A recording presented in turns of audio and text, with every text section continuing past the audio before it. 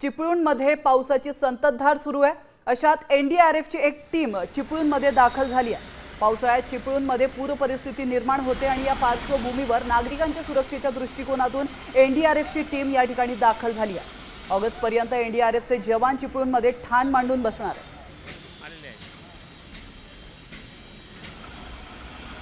तर आपण या दृश्यांच्या माध्यमातून पाहू शकतो कोकणामध्ये देखील मोठ्या प्रमाणात पाऊस कोसळलेला आहे। चिपळूणमध्ये पूर परिस्थिती निर्माण झाली आहे। अजून देखील या ठिकाणी पावसाची संततधार सुरू आहे। त्यामुळे कुठलीही अघटित घटना या ठिकाणी घडू शकते आणि त्या पार्श्वभूमीवर एनडीआरएफची टीम चिपळूणमध्ये दाखल झाली आहे। आपण पाहिलं काल देखील मोठ्या प्रमाणात पाऊस या ठिकाणी कोसळलेला आहे आणि आज देखील संततधार सुरू आहे। त्यामुळे पुढे मोठा पूर येण्याची शक्यता आहे। पावसाळ्यामध्ये चिपळूणमध्ये पूर परिस्थिती कायमच निर्माण होत असते आणि याविषयी अधिक माहिती देत आहेत आमचे प्रतिनिधी अमोल कलहे। अमोल, आपण पाहतोय चिपळूणमध्ये आता एनडीआरएफची टीम दाखल झाली आहे। आताची काय परिस्थिती आहे त्या ठिकाणी?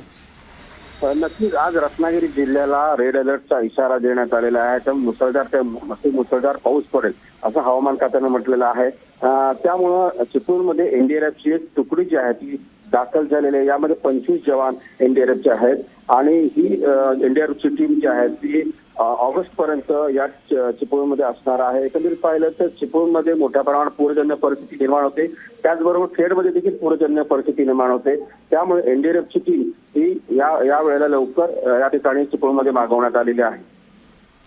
नक्कीच धन्यवाद तुम्ही दिलेल्या महत्त्वपूर्ण माहितीबद्दल। आपण या दृश्यांच्या माध्यमातून पाहू शकतो या ठिकाणी एनडीआरएफची टीम आता चिपळूणमध्ये दाखल झालेली आहे आणि महत्त्वाचं म्हणजे काही काळासाठी नाही तर मोठ्या काळासाठी अगदी ऑगस्ट पर्यंत ही टीम आता चिपळूणमध्येच असणार आहे। कारण दरवर्षीचा जर का आपण रेकॉर्ड बघितला तर त्यामध्ये चिपळूणमध्ये कायमच पूर परिस्थिती निर्माण होत असते, मोठं नुकसान या भागामध्ये होत असतं आणि त्या पार्श्वभूमीवर यंदा प्रशासनाने आधीच काळजी घेतल्याचं पाहायला मिळत आहे।